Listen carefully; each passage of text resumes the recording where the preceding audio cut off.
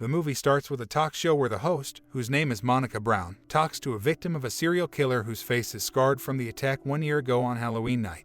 Based on what she said, the killer was dressed as a clown and got up, and then she saw him shoot himself. The host then told the audience that it was scary that the clown's body disappeared from the hospital before detectives could do an autopsy. I saw it happen. Then, Arthur Clown comes in and breaks the screen while putting on his outfit. He gets some of the sharp things ready and brings them with him. Monica is sitting in her dressing room after the show and talking on the phone about how ugly her subject was. But she doesn't know that someone is hiding behind her and might be hurt by what she says. It turns out that the person being interviewed is the one who comes out of hiding and strikes. Monica ripped out her eyes with force to make her look as ugly as she did. The next scene takes place on Halloween night as two friends, Tara and Dawn, joke around while walking to their car. They look like they've been drinking too much. Not too far away, we see someone walking, and it's Arthur Clown staring at them in a creepy way. On Halloween night, Dawn finds him cute, but Tara thinks there's something strange about him. But he is gone when the two look in his direction again. As the night goes on, they start to feel hungry and decide to go into a diner. Shortly after Art, the clown walks into the same diner and sits at a table next to Art and his friends. He keeps staring at Tara like she's a Happy Meal and making weird hand gestures, which makes Tara look very awkward.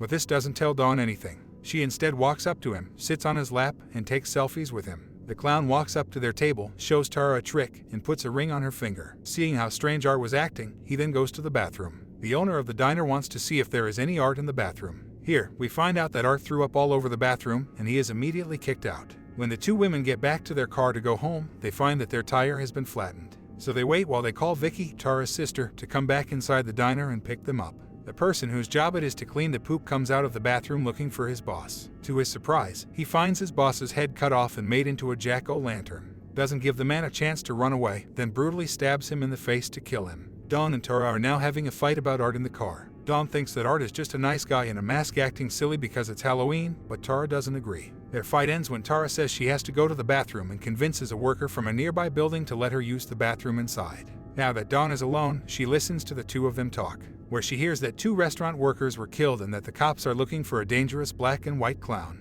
With this, she can finally put together the clues that don't point to the dangerous clown they're talking about, but it's too late. Somehow, Art has ended up in the car next to her. Tara, meanwhile, just came out of the bathroom in the garage and ran into something strange. The woman is holding and caring for a baby doll as if it were a real baby. Strange out. She goes to the door to leave, but when she gets there, she is surprised to see Art standing there looking creepy. He seems to have padlocked the door and is holding the key in his hand as he jumps at her. Tara retreats and starts running. She runs as fast as she could and manages to hide for a while. Then Tara finds the person who cleans the building. But when she tried to tell him, Art caught her off guard and gave her a drug to make her sleepy. Because he has headphones on, the cleaner can't hear what's going on. The next time she wakes up, she finds herself strapped to a chair and is scared when she finds the clown sitting next. Right away, Art starts to tease her with different tools, like flying and putting a handsaw over her neck.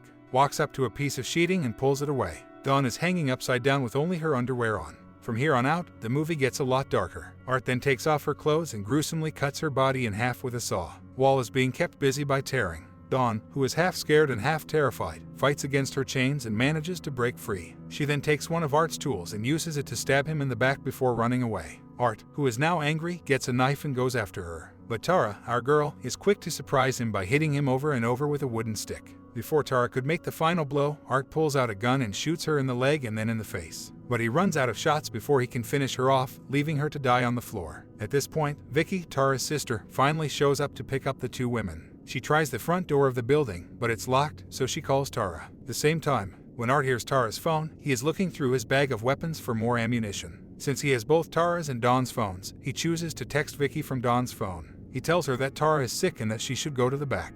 The clown then goes back to Dawn, and they take a selfie together, just like Dawn did earlier. After he reloads his gun, Art goes back to where Tara is dying and kills her. He shoots her face over and over until it can't be seen anymore. The crazy woman in the building watches this with fear while Art waves in a funny way. Terrified, she runs away to tell the cleaner what's going on, but he doesn't believe her and goes away. When he goes downstairs, he hears Vicky's voice in the distance. He tries to call a friend to tell him that something is wrong, but Art sneaks up behind him and hits him with a hammer. Then, on the other side of the building, Art breaks his phone. Vicky is now going from room to room. In the meantime, the crazy lady realizes that her baby doll has gone missing and starts to look for it in a panic. She then walks up to Art the clown, who is carrying the baby doll, and tells him that she knows there is still good in his heart. She desperately tries to hug Art like a mother in order to beg for her child's return. Soon after, the janitor's friend comes to the building because of the earlier phone call, but he can't get in because the doors are locked from the inside. Vicky is getting annoyed trying to find her sister, so she calls Dawn again. She could hear Dawn's ringtone this time, so she chooses to walk toward it. She is shocked to find Dawn's body cut in half, which makes her run away in fear. Right after she hears a girl scream, she goes downstairs thinking it's her sister and finds a girl on the floor. Vicky runs over to help her, but when she gets there, she sees a crazy woman with a cut-up breast and a skin-covered head.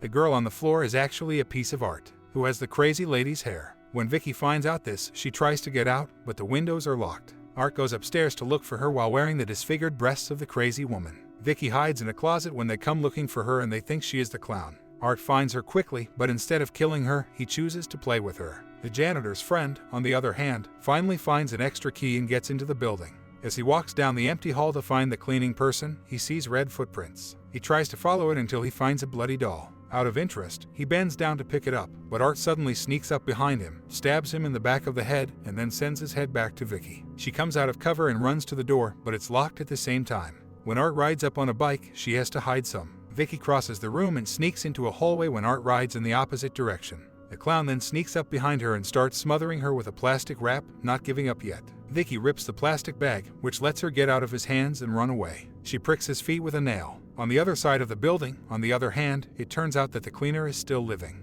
When Vicky finds her sister's dead body, she stops running and starts to have an emotional breakdown. This presence Art gave him the perfect chance to surprise her, so he started hitting her with metal sharks, cutting her skin and making bruises on her face. The good news is that the cleaner comes to the rescue and cleans up as usual. He doesn't care if the clown is dead or not, so he takes Vicky to another room and locks the door. He calls 911 right away for help. Vicky's boyfriend tells her that he will get her medical help, and then they leave the room through a different door to try to get out of the building. Within Art, the clown who can't be stopped, shows up and beats the cleaner by smashing his broom. Vicky is the only one left living. She looks on in fear and tries to open the door to get out. She finally gets the lock open, but the clown catches her from behind. She stabs him in the eye and runs away. Tara tries to go to the garage for safety, and she makes a space big enough for her to get through. Art still has time to grab her by the hair and pull her towards him. She gets away, and the clown goes away, thank goodness. Right. For a moment, the sound of police sirens makes it seem like Art is over. But when she looks outside, the clown drives a pickup truck through the door, hits Vicky, and knocks her out.